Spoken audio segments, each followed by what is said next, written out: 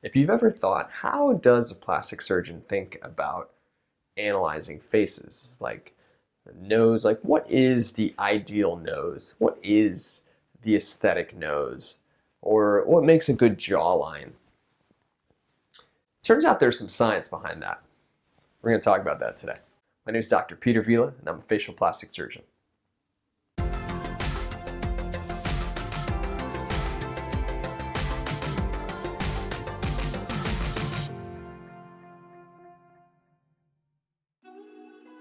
So if we're going to talk about beauty, I think it really helps to talk about the ideal facial aesthetic. I will be the first one to tell you a lot of things out there in terms of what makes people beautiful is frankly just wrong. Like symmetry, for example. A lot of people are asymmetric. I'm going to show you some really beautiful people who are very asymmetric. So when you look at somebody's face, it's really the eyes that you notice first. From there, your eyes will then bounce around and look at other parts of the face. And it's really, the nose is sort of just kind of blends in most of the time. So in most people, you actually don't notice their nose. So oftentimes when it comes to rhinoplasty, for example, what we're trying to do is make the nose blend in, not make it more noticeable. So you think about like lip fillers, for example, that's gonna make your lips more noticeable. They're gonna be bigger and poutier. Rhinoplasty is the total opposite, right? We're trying to make it blend in so that it doesn't get noticed. If you do notice the nose, it's usually because it's crooked or it's really big and just doesn't quite fit the face that it's sitting on. And so a lot of times that's the goal of surgery, is to get it to blend in better. Now, when you look at people's faces, oftentimes, you can see beauty, you can appreciate beauty, but what is it about their faces that's beautiful? And oftentimes it's this interplay of all the different components of the face, the eyes, the nose, the chin, the jawline, the mouth. And plastic surgeons actually have a very scientific way we go about thinking about it. So we're gonna do a deep dive today into some of those components and help you think like a facial plastic surgeon. So who better than the multi-award winning action superstar Tom Cruise to help us talk about facial analysis. So this is a fairly good looking gentleman. Everybody can recognize this guy pretty much across the globe. There's probably not a country in the world where this guy could go to where he would not be recognized. And if we look at his face, he's a pretty good looking guy, right? Now I want to use this to dispel one of the really common myths about beauty, which is symmetry. So I'm gonna go ahead and just show you what that looks like when we draw a line from his forehead down to his chin. Now, already what you can see is that if you look at the top half of his face, it looks pretty good, pretty symmetric. He's got a lot of things going for him. He's got great hair. He's got a strong male brow. It's fairly low, which is good for men. He's got good eyes. It's pretty common for men to have a little bit of hooding in the upper eyelid. Good, strong male nose. And then look at his teeth. Way left of the line, right? Look at his chin. His chin is kind of also jutting off to the left, his left.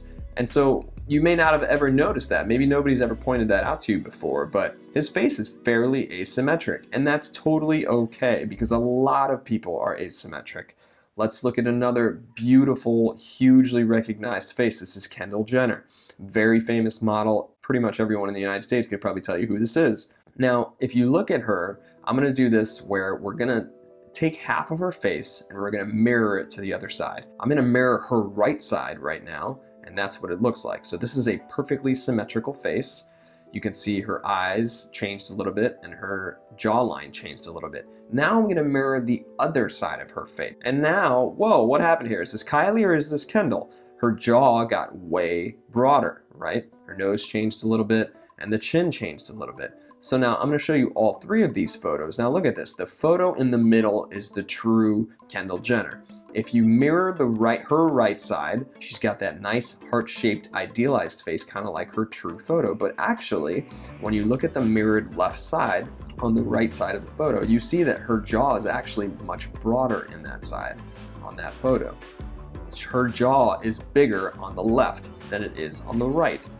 Now, you probably never would have noticed that if I hadn't pointed that out to you. And in no way is this a critique of Kendall Jenner, or do I think she should have anything done to correct this, because there's nothing to correct. People are naturally asymmetric. And she's a very beautiful person who demonstrates this.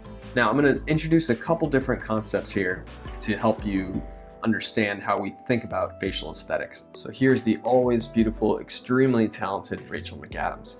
Now we're going to use Rachel McAdams to show you the concept of facial thirds. So if we divide the face into thirds, This kind of gives you an estimate of where things should be. So you can see starting from the hairline down to the glabella, where you see her eyebrows, that's a third. From the glabella down to the subnasale, or underneath the nose, that's another third. And the subnasale to the menton, or the chin, that is the third. All of these should roughly be equal. Now you'll notice that different people have, if you look at it, different faces this way, you'll notice that things are slightly different. Some people may have a really large forehead. There are a lot of patients who get surgery to reduce the size of their forehead or surgically advance the hairline.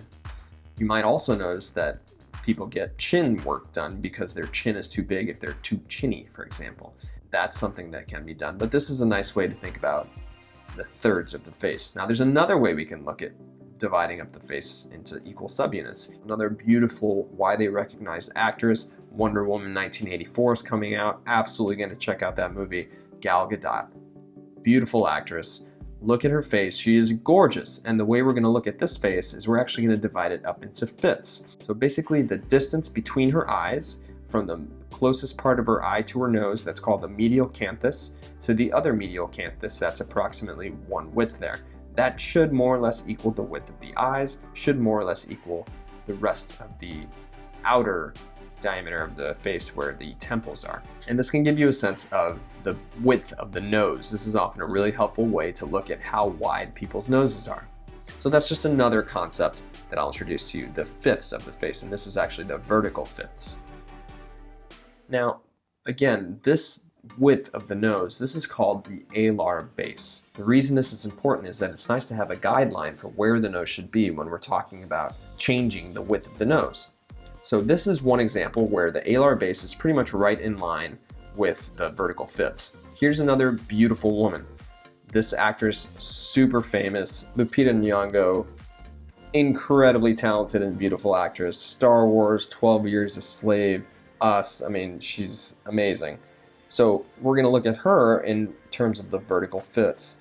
And if you look at her nose, now it looks like, well, actually the nose is a little bit outside of the vertical fifth, right? It kind of extends past those lines. And that's okay. And that's just a different ethnicity. You often see this with Asian noses, with African American noses, where they're a little bit wider at the alar base.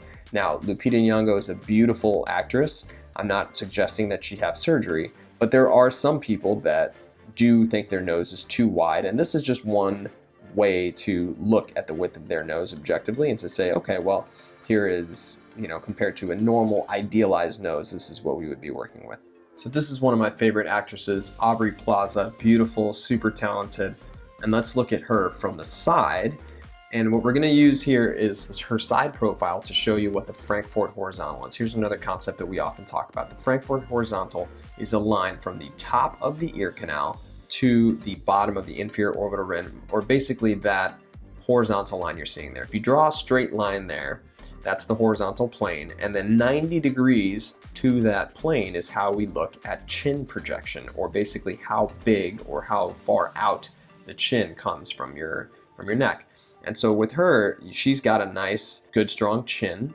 And you can see that if you look at that line, it actually is right up to that line and maybe even a little behind it. And that's pretty good for an idealized female chin. Now, here's another beautiful, hugely talented actress, Angelina Jolie. Now you can see in her jawline, you could cut glass with that thing. She's got a very, very strong jawline. And this is typically something we see more in men. Here's an example of a beautiful woman who also has a very strong jawline. In no way does this take away from her beauty. I think, in fact, this adds to her beauty and really is just one of her features. Now, if you look at the Frankfurt horizontal, she's right up to and maybe even in front of that line, which suggests that she has a very strong chin, and that's okay. It really works for her.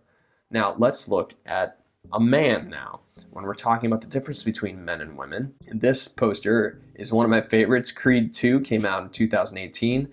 Hugely popular cast. Michael B. Jordan is a total superstar. He went on to do all kinds of great things. Still is a huge superstar. Killmonger is awesome. Black Panther, hugely popular guy. He actually got his start in The Wire. Now here he is at the left, and you can see If you look at his chin, it looks much smaller than his co-star here. And what we're going to do here is use that line, the Frankfurt horizontal, to show you where, in idealized terms, his chin should be. Now you can see that his chin falls pretty far short of that line. So I would say he actually does have a fairly small chin. Now, if somebody doesn't like their chin, they'd like to have what's called a chin augmentation, or basically make the chin look bigger, then that's something we would do. And the guidepost we would use is this exact line here.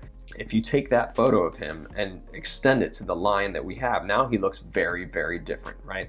And this is sort of obviously a Photoshop warped image, but this morph shows you if he had an idealized chin, this is what he would look like. Now, if you go forward, as he gets older, obviously he did The Wire when he was much younger. Here he is, full-grown adult, still has a relatively small chin. It looks like it is a little bit bigger than when he was a kid, but compared to Sylvester Stallone standing next to him, who has a very strong chin, there's definitely a difference. Here he is again, full-grown man with a relatively small chin. And the reason I like this poster so much is because it has all four of these guys in the side profile. All four of the other guys have pretty strong chins where the chin is pretty much in line with the lower lip, or in some cases even extending past the lower lip. But Michael B. Jordan's is behind it, and that's okay. That's why these things are guidelines. They're not hard and fast rules. I think Michael B. Jordan has no problem with his facial aesthetics. He's obviously an extremely successful actor, an extremely talented person, and I think he's a pretty good looking dude, so I don't think his chin is really hurting him. But here's the trick, guys. Even if you're Michael B. Jordan, you still use some tricks to camouflage things. So he's got a beard in Black Panther. Here he is in his Killmonger role, and you can see he's got the beard. Now, what does the beard do? It hides the chin a little bit. It fills it in. And so here's a way that you can camouflage that. So for guys with weak chins, if you want to camouflage it, you can always think about growing out your beard. That will help camouflage the chin and give you a stronger jawline. So I hope you learned something about facial aesthetics. If you go look at yourself in the mirror, you're going to find all kinds of things about your face that you may not have noticed before. And that's okay. I think one of the biggest takeaways I want you to take from this video is that it's okay to have asymmetries and things that don't fall within the traditional idealized facial aesthetics. They're only there as a guide. And so if you look at yourself and you say, you know, my nose is a little wide, or ooh, my chin doesn't quite come up there, that's okay. These things are just guidelines. You are a beautiful person, and it's always good to get the opinion of someone else if you're now noticing maybe something that you didn't before. If you just noticed it after this video, don't worry about it. It's okay. You're learning about yourself. If it's something that's really been bothering you a long time, then talk to somebody about it and see what they think. Just get their opinion on it. I hope you enjoyed this video. Thanks, guys.